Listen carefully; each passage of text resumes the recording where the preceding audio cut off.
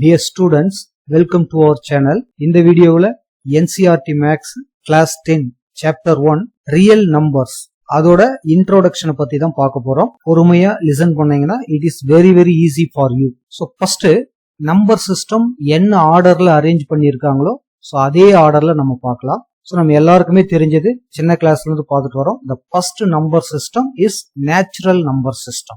It is notated by capital N.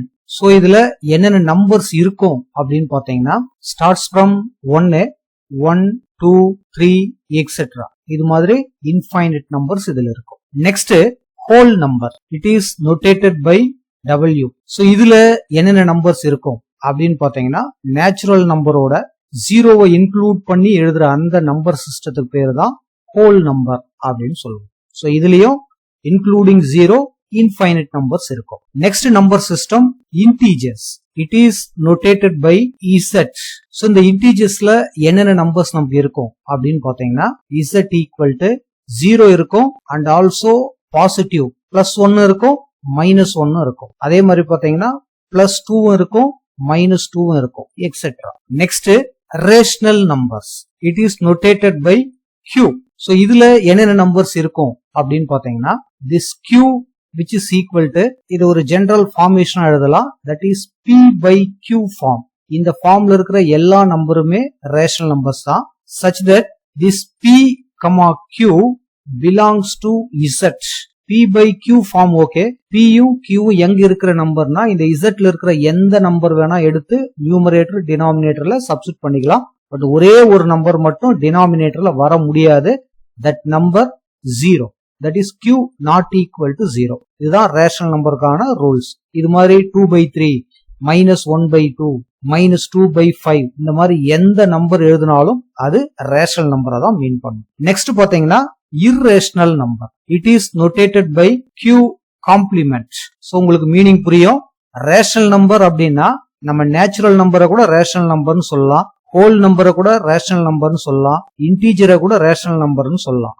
But எல்லா rational நம்பரும் integer ஆகாது, எல்லா ரேஷனல் நம்பரும் ஹோல் நம்பர் ஆகாது, எல்லா ரேஷனல் நம்பரும் நேச்சுரல் நம்பர் ஆகாது. சோ அந்த மாதிரி ஒரு நம்பரை நம்ம ரேஷனல் நம்பர்னு சொல்லிட்டோம்னா அதை எப்பவும் நம்ம இர்ரேஷனல் நம்பர்னு சொல்ல முடியாது. ஒரு நம்பரை இர்ரேஷனல் சொல்லிட்டோம்னா அதை நம்ம ரேஷனல் சொல்ல முடியாது. இது வேற இது வேற. சோ இதுல எக்ஸாம்பிள் நம்பர்ஸ் எப்படி இருக்கும் அப்படின்னு பாத்தீங்கன்னா பர்ஃபெக்டா ரூட் எடுக்க முடியாத எல்லா நம்பருமே இர்ரேஷனல் நம்பர் தான். தட் இஸ் √2, √3, √5 எக்ஸெட்ரா இந்த மாதிரி போகும். இது இல்லாம 5e எக்ஸெட்ரா இந்த மாதிரி போகும். இது எல்லாமே பாத்தீங்கன்னா இர்ரேஷனல் நம்பர்ஸ் தான். சோ நம்மளோட டாபிக்கே என்ன அப்படின்னு பாத்தீங்கன்னா ரியல் நம்பர்ஸ். சோ இது ரேஷனலாவும் இர்ரேஷனலாவும் செப்பரேட்டா இருக்கிறத இது ரெண்டுத்தையும் சேர்த்து ஒரு நம்பர் சிஸ்டமா சொல்ல போறோம். அததான் நம்ம ரியல் நம்பர்ஸ் அப்படின்னு சொல்ல போறோம். அதாவது நம்மள யாராச்சும் what's mean by real numbers அப்படின்னு கேட்டா ரியல் நம்பர் அப்படிங்கறது ரேஷனல் நம்பரும் இர்ரேஷனல் நம்பரும் சேர்ந்த அந்த ஒரு நம்பர் சிஸ்டத்துக்கு பேரு தான் real number. The combination of rational plus irrational அததான் நம்ம ரியல் நம்பர்ஸ் அப்படின்னு சொல்லுவோம். நெக்ஸ்ட் இது இல்லாம இன்னும் சில நம்பர்ஸ் நமக்கு இருக்கு, அதை நம்ம சின்ன கிளாஸ்ல பார்த்திருப்போம். ஃபர்ஸ்ட் பாத்தீங்கன்னா odd numbers. So add number அப்படிங்கிறது 1 3 5 7 எக்ஸெட்ரா இந்த மாதிரி போயிட்டு இருக்கிற நம்பருக்கு பேரு ஆட் நம்பர் அப்படின்னு சொல்லுவோம். நெக்ஸ்ட் பாத்தீங்கன்னா even number. So even number starts from 0 0 2 4 6 etcetera இப்படி போயிட்டு இருந்ததுன்னா அதை நம்ம ஈவன் நம்பர்ஸ் அப்படின்னு சொல்லுவோம். Next very important one prime numbers. So prime number starts from 2, அதுக்கு அடுத்து பாத்தீங்கன்னா 3, நெக்ஸ்ட் 5, நெக்ஸ்ட் 7 எக்ஸெட்ரா இப்படி போயிட்டே இருக்கும். அதாவது பிரைம் நம்பர் அப்படிங்கிறது என்னன்னா ஒரு நம்பர் ஒன்னாலையும் அதே நம்பராலையும் மட்டுமே டிவைட் ஆகுது அப்படின்னா அதை நம்ம பிரைம் நம்பர்ஸ் அப்படின்னு சொல்லுவோம். நெக்ஸ்ட் பாத்தீங்கன்னா composite numbers. So composite numbers starts from 4 6 8 9 etcetera இப்படி போயிட்டே இருக்கும். What's mean by composite numbers அப்படின்னா இங்க இருக்கிற ஒவ்வொரு நம்பரையும் நம்மால மல்டிப்ளிகேஷன் ஆஃப் பிரைம் நம்பர்ஸா எழுத முடியும். அந்த நம்பரை தான் நம்ம காம்போசிட் நம்பர்ஸ் அப்படின்னு சொல்லுவோம். ஃபார் எக்ஸாம்பிள் 6 இருக்குன்னா we can write 2 into 3, அதாவது பிரைம் ஃபேக்டர்ஸ் சொல்லுவோம். இத இந்த மாதிரி ரெண்டு பிரைம் நம்பரோட மல்டிப்ளிகேஷனா ஒரு நம்பரை எழுத முடியும் அப்படின்னா அந்த நம்பருக்கு பேரு காம்போசிட் நம்பர்ஸ் அப்படின்னு சொல்லுவோம். அதே மாதிரி பாத்தீங்கன்னா இதுல எல்லா நம்பரும் வந்துருச்சு, பட் 1 மட்டும் வரல. சோ 1 அப்படிங்கிறது neither prime nor composite number. Next பாத்தீங்கன்னா perfect numbers. So perfect number அப்படிங்கிறது ஒண்ணு இல்ல, அதோட பிரைம் ஃபேக்டர்ஸ ஆட் பண்ணோம்னா நமக்கு அதே நம்பர் கிடைக்கும். சோ அததான் நம்ம பர்ஃபெக்ட் நம்பர்ஸ் அப்படின்னு சொல்லுவோம். எக்ஸாம்பிள் 6, நெக்ஸ்ட் பாத்தீங்கன்னா 28 எக்ஸெட்ரா. இன்னும் சில நம்பர்ஸ் இருக்கு. எப்படின்னா இப்ப இங்க பாருங்க 6 அதோட ஃபேக்டர்ஸா எழுதலாம் பாருங்க. 1 into 2 into 3. இன்னும் சிம்பிளா சொன்னா 6 ஓட ஃபேக்டர்ஸ் 1 2 3 and also 6. 6 தான் 6 ஓட ஃபேக்டர். சோ இதுல அந்த 6 அப்படிங்கிற அந்த நம்பரை விட்டுட்டு மிச்சம் இருக்கிற எல்லா ஃபேக்டர்ஸையும் இதுல ஒன்னும் நம்ம எல்லாத்துக்கும் எடுத்துப்போம். சோ இந்த நம்பர்ஸ் நம்ம ஆட் பண்ணோம்னா நமக்கு என்ன கிடைக்கும் அப்படின்னு பாத்தீங்கன்னா அதே நம்பர் கிடைக்கும். சோ இந்த மாதிரி கிடைச்சதுன்னா அதை நம்ம பர்ஃபெக்ட் நம்பர்ஸ் அப்படின்னு சொல்லுவோம். இதே மாதிரிதான் 28. சோ இந்த நம்பருக்கு ஃபேக்டர்ஸ் எழுதலாம் பாருங்க. 1 2 4 7 14. நெக்ஸ்ட் பாத்தீங்கன்னா the same number 28. சோ இப்ப இந்த 28 மட்டும் விட்டுட்டு மிச்சம் இருக்கிற நம்பர் ஆட் பண்ணி பாருங்க, அதே 28 நமக்கு கிடைக்கும். 21 25 ஒரு 3 28. சோ அதனால இந்த மாதிரி வந்ததுன்னா அதை நம்ம பர்ஃபெக்ட் நம்பர்ஸ் அப்படின்னு சொல்லுவோம். நெக்ஸ்ட் மேக்ஸ் நல்லா தெரிஞ்சவங்களுக்கு கூட ஒரு 2 விஷயம் வந்து கன்ஃபியூஸ் ஆகும். ஒன்னு பாத்தீங்கன்னா ரேஷனல் நம்பருக்கும் இர்ரேஷனல் நம்பருக்கும் பேசிக்கா இருக்கிற டிஃபரண்ட். சப்போஸ் இப்ப இந்த ரூட் இல்லாம ஒரு இர்ரேஷனல் நம்பர் நான் எழுதணும்னு வச்சுக்கோங்க. சோ எப்படி எழுதுறது? சோ இந்த மாதிரி விஷயங்களை நெக்ஸ்ட் பார்க்கலாம் பாருங்க. ரேஷனல் நம்பருக்கு நம்ம டெபினிஷன் பார்த்தோம். அதாவது என்ன ஃபார்ம்ல இருக்கணும் அப்படின்னா this is equal to p by q form such that this p, q belongs to z அப்படின்னு பார்த்தோம். அதுலயும் this q not equal to 0 ன்னு பார்த்தோம். சோ எக்ஸாக்ட் டெபினிஷன் என்ன அப்படின்னு பாத்தீங்கன்னா terminating and repeating decimals, இததான் நம்ம ரேஷனல் நம்பர்ஸ் அப்படின்னு சொல்லுவோம். ஒரு எக்ஸாம்பிளுக்கு 10/2 அப்படின்னு எழுதுறோம்னு வச்சுக்கோங்க. சோ இதை டிவைட் பண்ணா நமக்கு 5ன்ற ஆன்சர் வந்துடும். சோ இந்த மாதிரி இருந்தா இதுக்கு பேரு டெர்மினேட் ஆகுதுன்னு அர்த்தம். இன்னும் சிம்பிளா ஒரு 11/2 இது p/q ஃபார்ம்ல இருக்கு, இந்த ஃபார்மேஷன்ல இருக்குது. q நாட் ஈக்குவல் டு 0வாவும் இருக்குது. 11/2 அப்படிங்கிறது இன்டீஜர்லயும் இருக்கு. சோ அதனால இதை கண்டிப்பா நம்ம ரேஷனல் நம்பர்னு சொல்லுவோம்.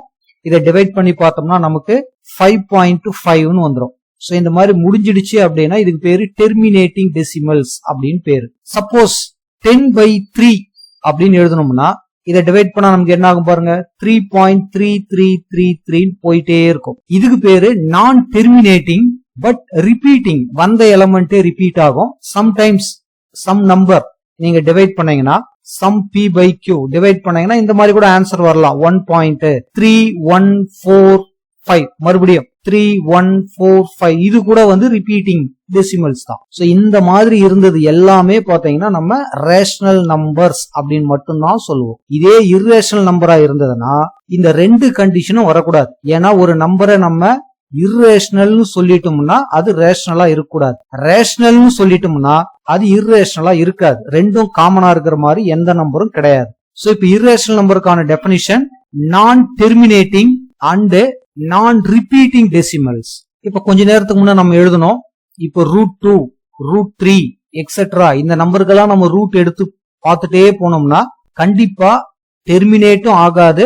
அதே மாதிரி வந்த எலமெண்ட்டும் மறுபடியும் இந்த மாதிரி ஆர்டராவோ இல்ல இந்த மாதிரி ஆர்டராவோ வராது. சோ அதனாலதான் இதை நம்ம இர்ரேஷனல் நம்பர்ஸ் அப்படின்னு சொல்ல போறோம். பட் இதுல எங்க நம்ம குழப்பம் வரும்னு பாத்தீங்கன்னா கொஞ்ச நேரத்துக்கு முன்னாடி 5 இஸ் an irrational நம்பர் அப்படின்னு நம்ம பார்த்தோம். இது வரைக்கும் நம்ம என்ன எழுதிருப்போம், 5 ஈக்குவல் டு 22/7 அப்படின்னு எழுதிருப்போம். இப்போ நம்மளோட கொஸ்டின் என்ன அப்படின்னு பாத்தீங்கன்னா இந்த 22/7 அப்படிங்கிறது p/q ஃபார்மில் தான் இருக்கு. பாருங்க p/q ஃபார்ம். இந்த ஃபார்ம்ல இருந்தாவே நான் ரேஷனல் நம்பர் தான் சொல்லியிருக்கிறேன்.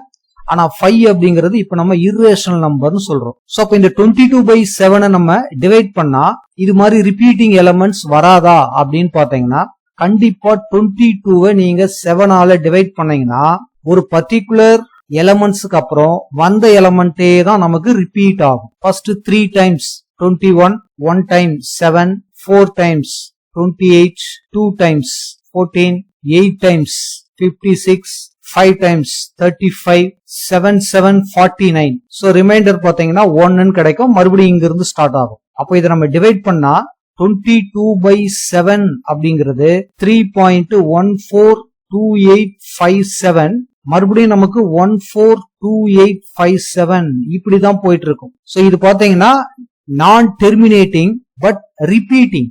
இந்த மாதிரி இருந்தா இது 100% ரேஷனல் நம்பர் தான், அதுல எந்த டவுட்டும் கிடையாது. ஆனா நம்ம என்ன சொன்னோம், 5 இஸ் an irrational நம்பர்னு சொன்னோம். சோ அந்த புக் நீங்க நல்லா கவனிச்சு பாத்தீங்கன்னா உங்களுக்கு தெரியும், 5 ஈக்குவல் டு 22/7 எழுதிருக்க மாட்டாங்க, 5 approximately equal to 22/7 அப்படின்னு தான் எழுதிருப்பாங்க. சோ அதனால இந்த 22/7ங்கிறது எக்ஸாக்ட் வேல்யூ கிடையாது, 5ஓட அப்ராக்சிமேட் வேல்யூ தான். சோ நமக்கு தெரியும் ABCXYZ மாதிரி 5 அப்படிங்கிறது ஒரு சாதாரணமான நோட்டேஷன் கிடையாது, இது ஒரு டெபினிஷனோட ஷார்ட் ஃபார்ம். என்ன டெபினிஷன் அப்படின்னு பாத்தீங்கன்னா, எந்த ஒரு சர்க்கிள் நீங்க எடுத்துக்கிட்டாலும் அதோட பெரிமீட்டரை டயாமீட்டரால டிவைட் பண்ணீங்கன்னா நமக்கு கிடைக்கிற வேல்யூ அந்த 3.3 விட கொஞ்சம் அதிகமா வரும். அதாவது சிம்பிளா சொன்னா, அதாவது circumference of circle divided by diameter of the circle. இன்னும் சிம்பிளா சொன்னா, எவ்வளவு பெரிய சர்க்கிளா இருந்தாலும் சரி, அதோட டயாமீட்டர் மாதிரி 3 டைம்ஸ் தான் அதோட சர்க்கம்ஃபரன்ஸ் இருக்கும். அதாவது 3 விட கொஞ்சம் அதிகமா இருக்கும். சோ இதுதான் 5க்கான டெபினிஷன், அதாவது மீனிங். சோ இந்த வீடியோ உங்களுக்கு யூஸ்ஃபுல்லா இருந்ததுன்னா மறக்காம நம்ம சேனலை சப்ஸ்கிரைப் பண்ணுங்க, ஷேர் பண்ணுங்க. Thank you for watching.